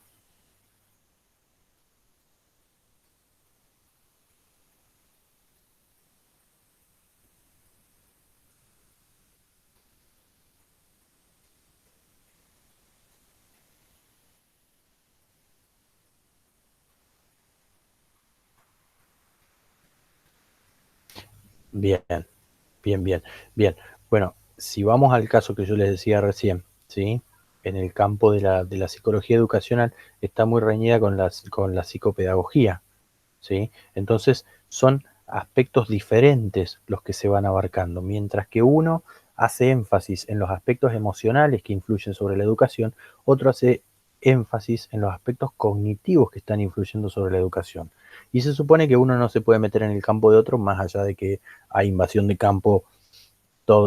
cancha todo el tiempo, ¿sí? Entonces, en este sentido, lo que hacemos nosotros como seres humanos desde estas posturas más cuantitativas, de estas lógicas más cuantitativas, lo que hacemos es dividir el universo en porciones, en sectores, y cada disciplina se dedica a un sector determinado, ¿sí? Entonces, los abogados se dedican a analizar las leyes que rigen los comportamientos de las personas.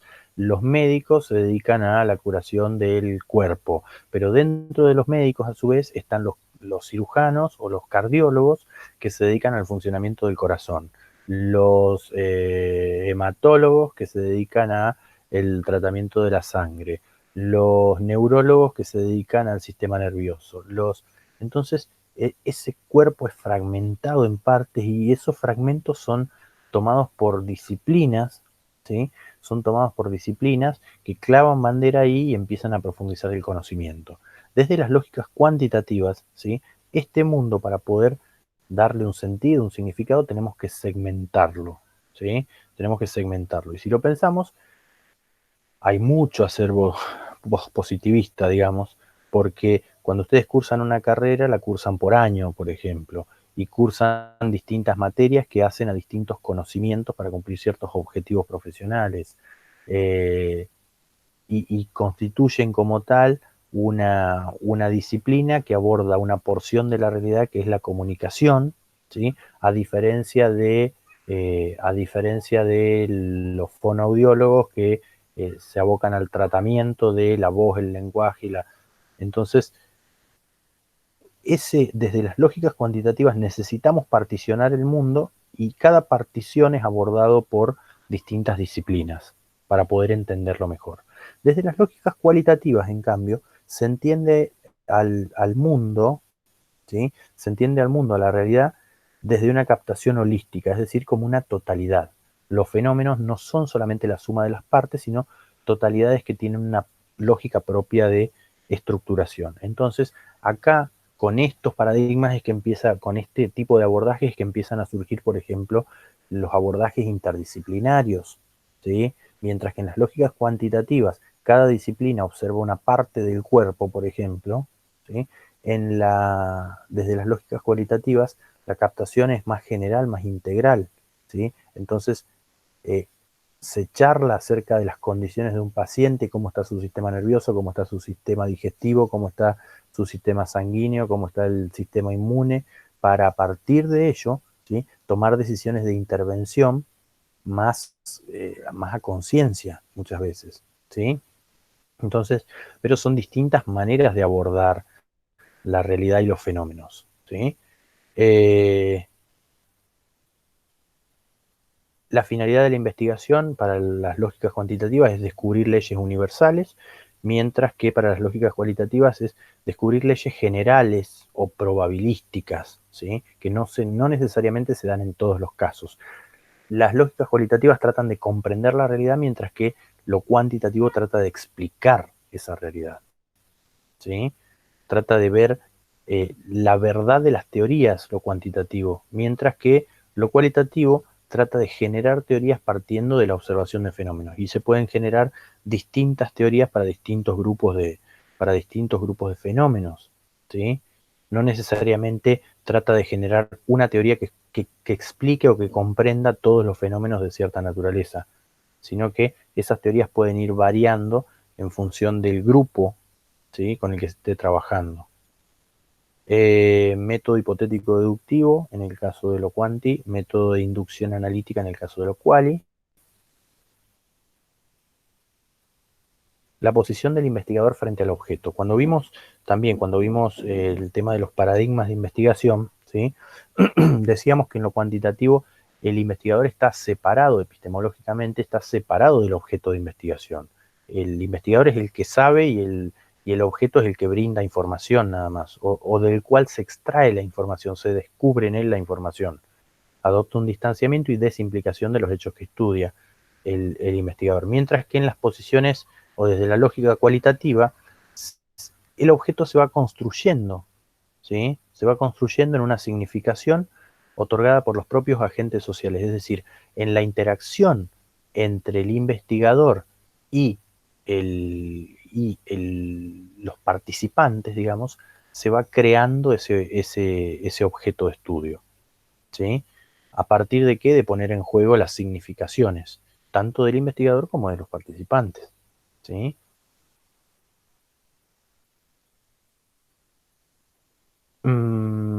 Por ejemplo, acá podríamos decir que no sé, una publicidad, por ejemplo, desde las lógicas cuantitativas, tiene efectos por sí misma en función de el tipo de letra, la iluminación, en función de, no sé, el tamaño que tenga, la posición en la que se encuentre, ¿sí? Mientras que desde una lógica cualitativa, una publicidad gráfica, por ejemplo, puede llegar a tener mayor o menor impacto en función de qué tan conectado con las emociones pueda estar, qué activa en cada una de las personas que ven esa publicidad, que puede activar cosas diferentes y asimismo hacer efecto en todas ellas, ¿sí?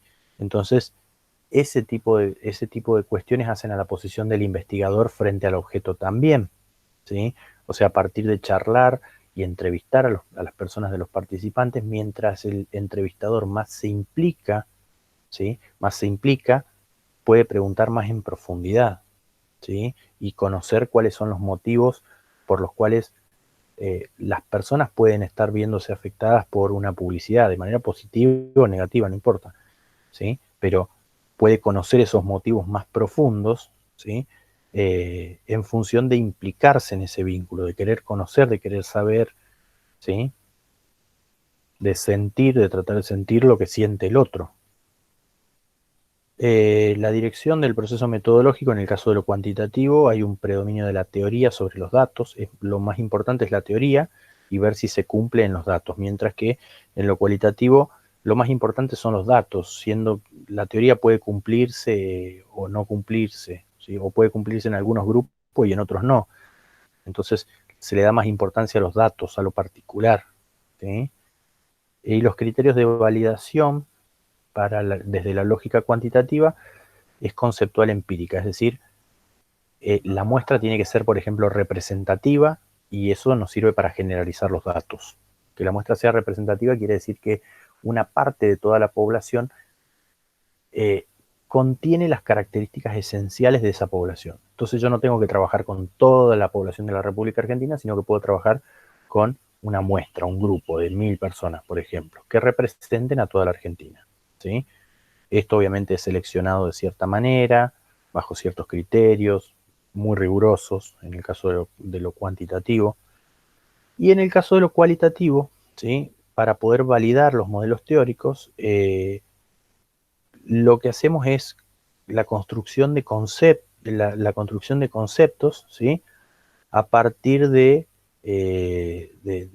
decisiones que toma el investigador, pero siempre validados por los sujetos. Esto que decíamos, nosotros a partir de la entrevista creamos ciertas categorías que son importantes para los sujetos entrevistados, pero después volvemos con esas categorías a los sujetos entrevistados para ver si a ellos les parece que es así o no, ¿sí?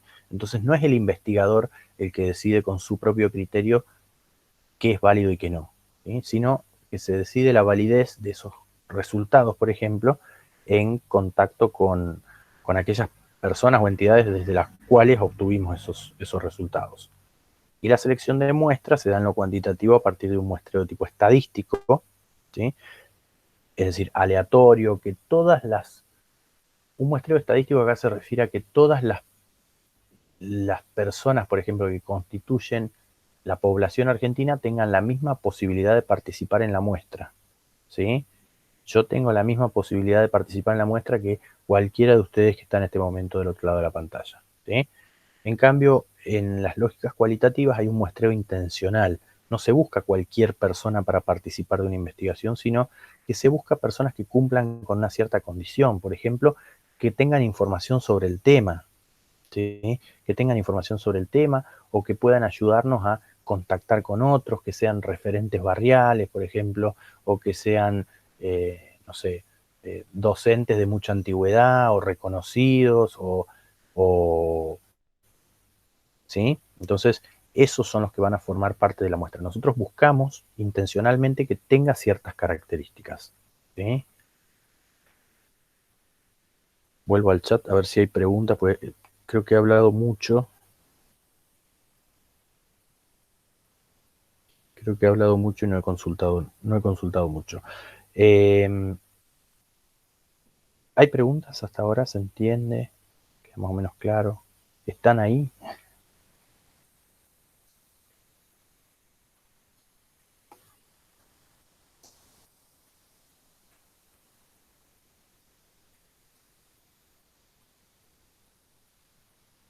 Bien, bien, bien. Bien, esto vamos pensándolo también cómo lo vamos a ir aplicando, ya sea uno u otro tipo de trabajo, ¿sí?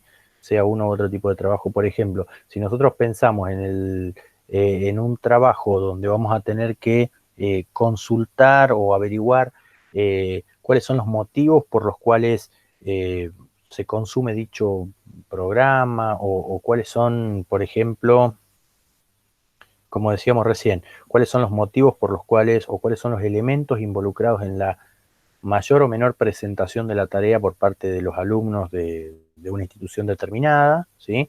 Bueno, ahí tendremos que ir preguntándonos, bueno, ¿con quién, con qué lógica lo vamos a trabajar? ¿Con una lógica cualitativa, con una lógica cuantitativa? ¿Sí? ¿Con quiénes podríamos llegar a trabajarlo? ¿Con los alumnos? ¿Le podemos preguntar a los alumnos o le podemos consultar a los docentes o a los directivos de la institución o a alguien del Ministerio de Educación? ¿Sí? ¿Con quién queremos, de dónde vamos a sacar esa información? Y lo mismo pasaría en el caso del trabajo conjunto con el tema de la ética. ¿Y de dónde, a quién podemos entrevistar a alguien o necesitamos sacar, no sé, información más de tipo documental, por ejemplo? ¿Sí?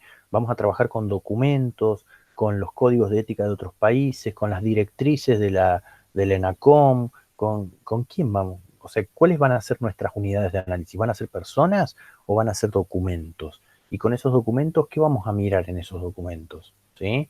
¿Qué vamos a analizar? ¿Y de qué manera vamos a organizar esa información? ¿Sí? Entonces, eh, en eso consiste, digamos, este diseño de investigación. Y de todos los documentos que hay, ¿cuáles vamos a elegir? Los que sean más relevantes, los que sean del ámbito local. ¿Me interesa un código de ética de los comunicadores de, no sé, de Noruega, por ejemplo? O voy a priorizar uno de Perú, o voy a priorizar uno de Chile, o uno de Colombia, que es más de un contexto más regional. ¿Sí? ¿Qué diferencias puede haber? ¿Sí? ¿Qué diferencias puede haber? Eh, y esos mismos criterios, fíjense que no me gusta meter la comida en todo esto, pero la voy a meter. Eh, Fíjense que muchas veces, ¿sí? Eh, elegimos los marcos teóricos, ¿sí? O elegimos la caracterización de un fenómeno en función de las características que puede adoptar el fenómeno que nosotros estamos investigando, ¿sí? Si, si yo les digo, eh, bueno, yo tengo que hacer un marco teórico, pero yo soy chef, ¿sí? Yo tengo que hacer un marco teórico para una investigación, pero yo soy chef. Eh, los marcos teóricos, o mi trabajo tiene que ver con la cocina argentina, ¿sí? Con platos, con platos de la cocina argentina. Mis marcos teóricos, ¿sí? ¿De dónde preferiría sacarlos? ¿De investigaciones o de información acerca de platos tradicionales del Perú o de España? ¿De dónde piensan ustedes que sería mejor?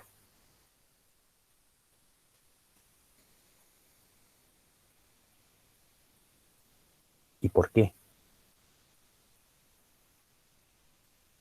Yo tengo que hacer un trabajo sobre comidas argentinas, de España, ¿sí? ¿Por qué, Lilian? ¿Por qué te parece que de España? Bien, exacto, ¿sí? Nuestra comida no tiene mucha relación con la comida del Perú. Los elementos, los materiales, los ingredientes que se utilizan son muchas veces diferentes. Nuestra cocina, ¿sí? Nuestra cocina tiene más relación con la cocina española justamente por esto que dice Lilian, porque tenemos una historia en la cual fuimos colonizados, ¿sí? Y en la cual se imponen, no sé, qué sé yo, la tortilla de papas, ¿sí? Eh, digamos, tiene más relación obviamente con la cocina española que con la cocina peruana. Entonces, si yo tengo que buscar marcos teóricos, los marcos teóricos muchas veces van en función de cuestiones regionales, ¿sí? ¿Por qué? Porque los fenómenos tienen un comportamiento similar a nivel regional. Pero si este fuese el caso, ¿sí? A mí no me sirve el criterio de lo regional, me sirve el criterio de, bueno, cuál es la relación que hay, ¿sí? Entre distintos lugares, ¿sí? Acá elegiría un marco teórico posiblemente más de la cocina española que de la peruana por una cuestión histórica, ¿sí? Por una cuestión histórica. Entonces, ese tipo de cuestiones también hay que verlas. Si ustedes dicen, bueno, a ver, los, las teorías de la comunicación también tienen una ubicación, muchas veces tienen una ubicación geográfica, ¿sí? Entonces, eh, nuestros modos de comunicarnos, ¿sí? Eh, son más similares a quiénes, a los Estados Unidos, a Europa, más allá de que, digamos, Latinoamérica tiene un modo propio, digamos, ¿sí? Tiene sus particularidades. Si lo tuviésemos que analizar desde alguna teoría que no sea de Latinoamérica, ¿sí? ¿Qué modelos tomamos nosotros, ¿sí? De comunicación? Más estadounidenses, más yanquis, más europeos, ¿sí? Lo mismo pasa con muchas disciplinas pasa eso, ¿sí? Nosotros tenemos, no sé, yo vuelvo a la psicología, pero en la psicología también hay influencia de escuelas de Francia, influencia de escuelas de Estados Unidos, ¿sí? Entonces, si uno es cognitivo, tiene más influencia de las escuelas de Estados Unidos. Si uno es psicoanalista, tiene más influencia de Europa, por ejemplo. Entonces, son distintos los marcos teóricos que vamos a tomar y son distintas para lograr antecedentes de investigación, por ejemplo, vamos a tomar más investigaciones de Europa si estamos en una línea psicoanalítica o de Estados Unidos si estamos en una línea cognitiva, ¿sí?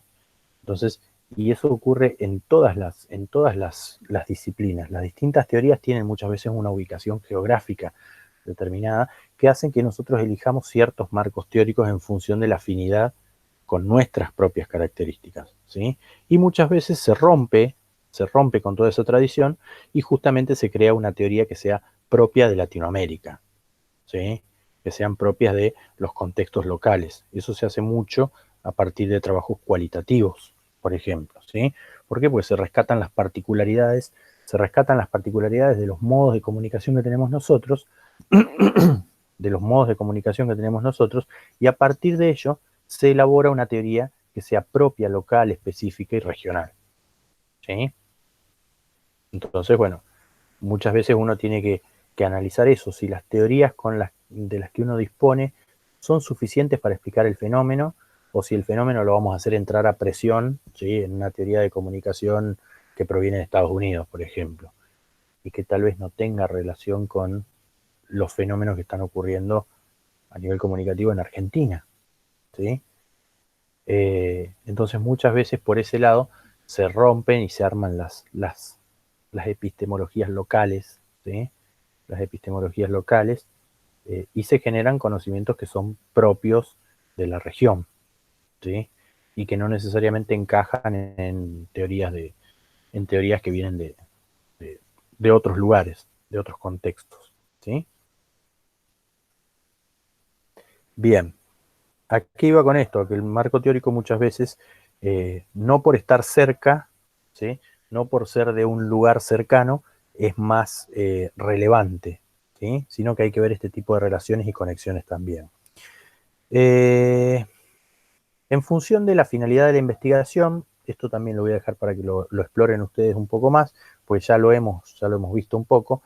Teníamos las investigaciones exploratorias, descriptivas, correlacionales y explicativas. Acá lo que hace es profundizar un poco más en la finalidad, el tipo de información y cuándo se utiliza, ¿sí? Que ya estaba un poco visto esto en la parte final del capítulo del problema de investigación, ¿sí?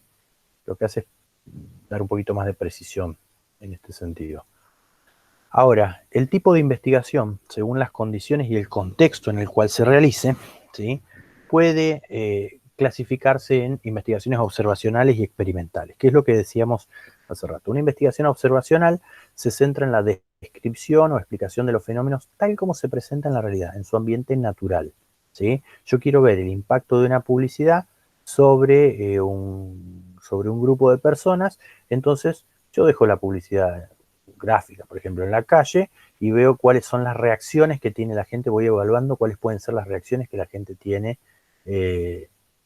frente a ese estímulo, si lo percibe, si no lo percibe, cuáles son los gestos, si se detiene, si no se detiene, cuánto tiempo lo mira, si lee, si observa en general las características de un cartel, por ejemplo, o no.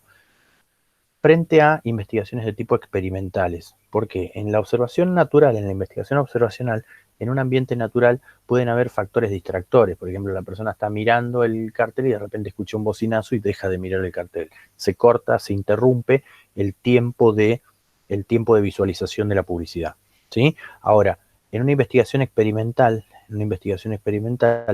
yo le voy presentando a la persona distintos carteles y después le pregunto cuál es el que más le llama la atención. Entonces, yo evito factores distractores porque lo tengo en una habitación donde no hay ruidos, donde está todo pintado de blanco y no hay otros elementos que sean distractores, ¿sí? Y solamente me centro en aquello que a la persona más le llama la atención, ¿sí? O puedo hacer una disposición de 3 publicidades diferentes, ¿sí? En 3 paredes distintas y, bueno, ver de las tres publicidades sobre un mismo producto, a cuál de ellas la persona le presta más atención, le rescata más detalles, le parece mejor o está más tiempo dedicándole una mirada, por ejemplo, ¿sí? Pero esa es la diferencia entre una investigación observacional y una experimental, ¿sí? Podríamos pensar en una investigación experimental actualmente, a ver, quiero que me digan ustedes, ¿qué se les ocurre que puede ser una investigación experimental en condiciones de laboratorio, que tratamos de ver cuál es el efecto de una variable, pero sin que influyan otras variables, en este momento de pandemia?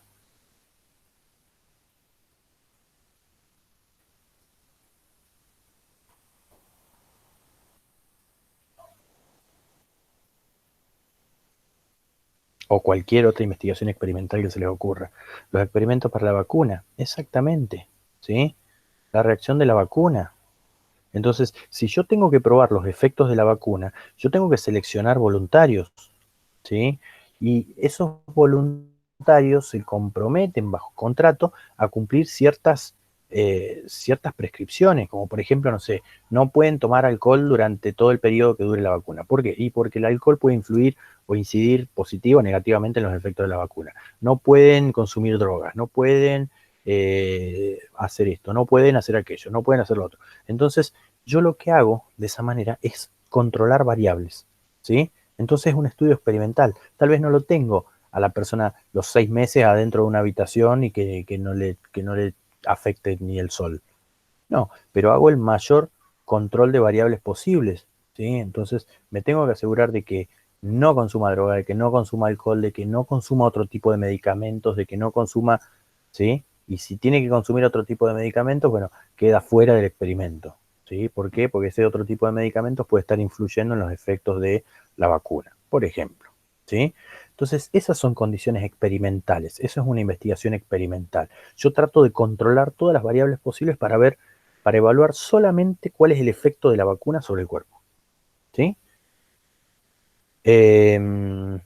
Cosa que no se podría evaluar tan fácilmente en condiciones naturales, ¿sí? Si uno le pone la vacuna a un grupo de personas cualquiera y los deja que vayan y algunos consumen alcohol, otros consumen drogas, otros tienen, no sé, o sea, distintos factores que pueden llegar a influir en los efectos de la vacuna. Y yo ya al final no sé si es que la vacuna falló o si digamos, esos factores intervinientes, ¿sí?, modificaron los efectos de la vacuna, ¿sí? Entonces, ese tipo de cuestiones hace a la distinción entre una investigación observacional y una experimental. Acá estaría justificado una investigación experimental para ver cuál es efectivamente el efecto de la vacuna, ¿sí? Pero podemos tener investigaciones observacionales que se dan en el ambiente, natural de las personas. ¿sí? Que se dan en el ambiente natural de las personas. Entonces, no sé, si hacemos un análisis de los tonos de voz, por ejemplo, de los tonos de voz utilizados en determinadas situaciones, ¿sí? En determinadas situaciones, entonces eso lo mejor es evaluarlo en un ambiente natural, no en condiciones experimentales. ¿Por qué? Porque si no tenemos que forzar a la persona a una cierta situación que no es natural para evaluar cuál es el tono de voz y no vamos a saber si el tono de voz se debe justamente a la situación que se ha creado, ¿sí? O a la presión que nosotros ejercemos para que la persona esté ahí, ¿sí? Entonces, en esos casos no podría ser una investigación experimental o no tendría mucho sentido. Yo ponía más temprano en la clase que di antes, ¿sí? También sobre esta temática, ponía el ejemplo de, y lo traigo de fono al ejemplo, si yo quiero evaluar cuál es el impacto de la exposición prolongada a ruidos muy fuertes, ¿sí? Yo no puedo hacer, bajo condiciones experimentales, meter a una persona en una habitación y durante 8 horas someterla a un ruido superior a 80 decibeles o entre 80 y 90 decibeles para ver si desarrolla un trauma acústico, por ejemplo. ¿Por qué? En primer lugar, porque no es ético, ¿sí? En primer lugar, porque no es ético. Y segundo, esa investigación me conviene hacerla en un ambiente natural, es decir, ¿dónde se producen ruidos de 80 a 90 decibeles durante un periodo prolongado? En las fábricas, ¿sí? En las industrias. Entonces, ¿qué hago yo? Me voy al ambiente natural. El ambiente natural es donde la persona tiene que todos los días ir y trabajar durante 8 horas al lado de una máquina que emite ruidos por entre 80 y 90 decibeles. Mido la cantidad de decibeles, mido el tiempo de exposición y después le hago una evaluación para ver si la persona tiene algún tipo de trastorno auditivo o no lo tiene, ¿sí? Entonces, de esa manera, en esa ocasión lo mejor sería una medición, una observación en un ambiente natural, ¿sí? En otros casos, lo conveniente es más de tipo experimental. Bien, ¿estamos hasta ahí?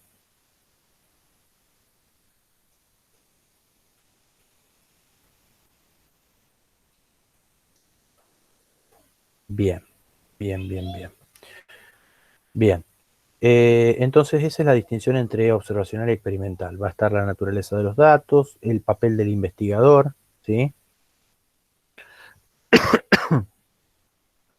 Bien, no es que no haya absoluta manipulación, no haya nada de manipulación, ¿sí? En el caso en el caso del experimental sí hay una manipulación de variables, ¿sí? Y se va a ver qué modificaciones se producen en lo que se llama las variables dependientes. La variable dependiente es la variable de respuesta, lo que nosotros queremos evaluar, ¿sí? En este caso, si hay trastorno auditivo o no hay trastorno auditivo, ¿sí?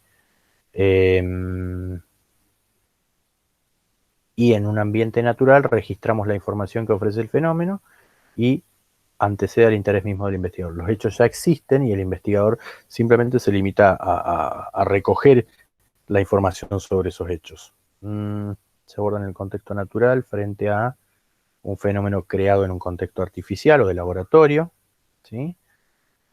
Y los observacionales se utilizan más en estudios de tipo exploratorio descriptivos, ¿sí? O descriptivos directamente. Mientras que el experimental va más, tiene mayor rigurosidad, ¿sí? Y son estudios preexperimentales, cuasi experimentales y experimentales puros, ¿sí? Es una distinción que no voy a pedir que la tengan, ¿sí? Que no voy a pedir que la tengan, pero tiene que ver con el mayor o menor control de las variables. Los experimentales puros tratan de mantener un control prácticamente total de las variables y se da muchas veces en física, por ejemplo, ¿sí? En experimentos en física o en química, ¿sí? Pero bueno, en ciencias sociales, a lo sumo llegamos a cuasi experimentales muchas veces. Y según la dimensión temporal en que se observen o se midan los fenómenos, hay investigaciones transversales, longitudinales y transeccionales, ¿sí? Las investigaciones transversales tienen que ver con que nosotros medimos u observamos un fenómeno una sola vez en el tiempo, por cada persona o por cada unidad de análisis, por cada entidad, ¿sí? Pero tomamos una sola medición, una sola observación. Yo puedo tardar 6 meses en recopilar, por ejemplo, información acerca de el nivel de ansiedad que tuvieron los estudiantes al rendir el último examen, ¿sí? Y junto a una muestra grande de 600 alumnos, pero tardé 6 meses, no importa. Pero ¿cuántas veces evalué yo la ansiedad experimentada? Una sola vez por cada alumno. Listo, es una investigación transversal. Lo que yo saco a partir de ello es una panorámica, una foto, una instantánea, no una panorámica. Una instantánea de en qué estado se encuentran los alumnos, esos 600 alumnos, al momento en que yo hice la evaluación. Niveles de ansiedad elevados, bajos, medios, ¿sí? Ahora, una investigación longitudinal, en cambio, toma repetidas mediciones, es decir, yo evalúo la ansiedad que experimenta el alumno al rendir un examen cuando está en primer año, después le tomo la misma evaluación cuando está en segundo, después en tercero, después en cuarto y después en quinto. Entonces, de esa manera, yo puedo ver cómo la variable va evolucionando, si hay algún movimiento, si a medida que pasan los años siente cada vez menos ansiedad al rendir los exámenes o si siente más, o si se mantiene, ¿sí? Pero yo puedo, digamos, sacar conclusiones de los movimientos de la variable a lo largo del tiempo. Y las investigaciones transeccionales también realizan una sola medición de los casos, pero en distintos grupos. Y la idea es comparar esos grupos, comparar y ver qué características presenta un grupo en una variable frente a un grupo diferente, ¿sí? Para, ya digo, para comparar, ¿sí? De qué manera se manifiesta un fenómeno o una variable en uno y en otro grupo. Un tipo de resultados, la finalidad, ¿sí? Y las características.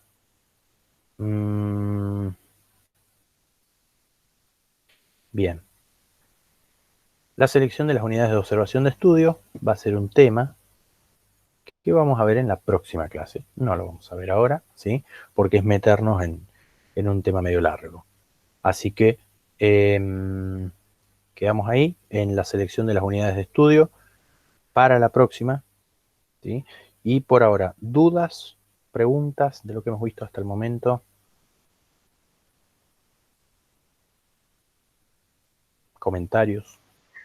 Profe, yo quería preguntar, Sí. porque falté en la clase anterior, ¿cómo es el tema del trabajo práctico? Bueno, o no sé si está definido ya. No, Elisa, no lo hemos definido todavía. Yo lo que, a ver, voy a enviar ahora entre esta clase y la siguiente, ¿sí? Entre esta semana y la otra, voy a tratar de armar el formulario, ¿sí?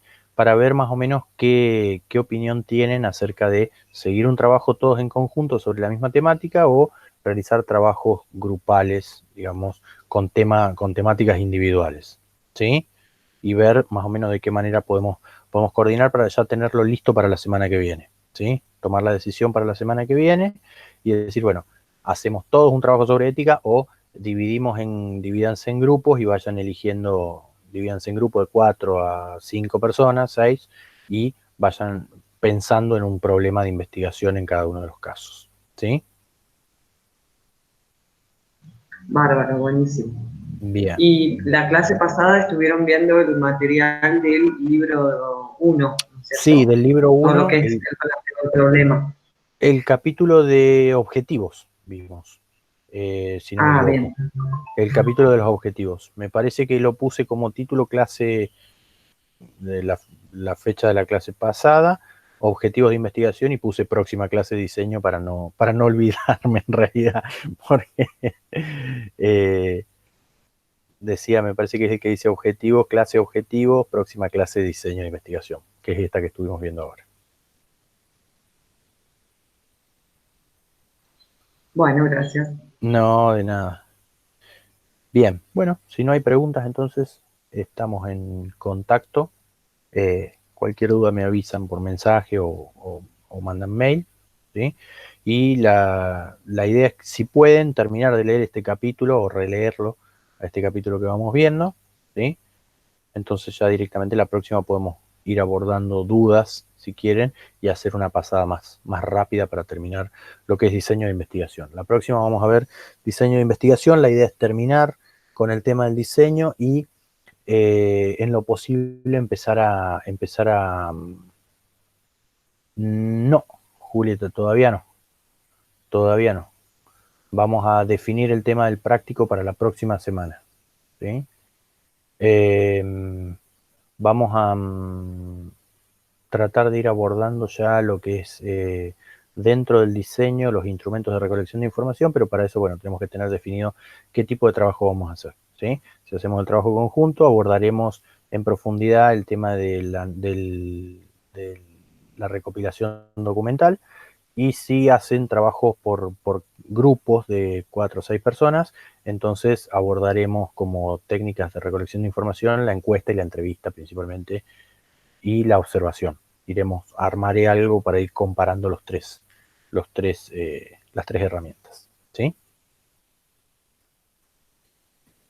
Así que bueno, nos vemos el lunes, entonces bien tempranito a la mañana, 8 de la mañana.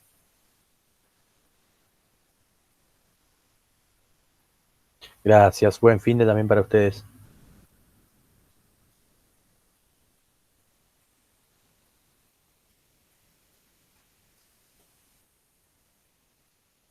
Nos vemos, que anden muy bien.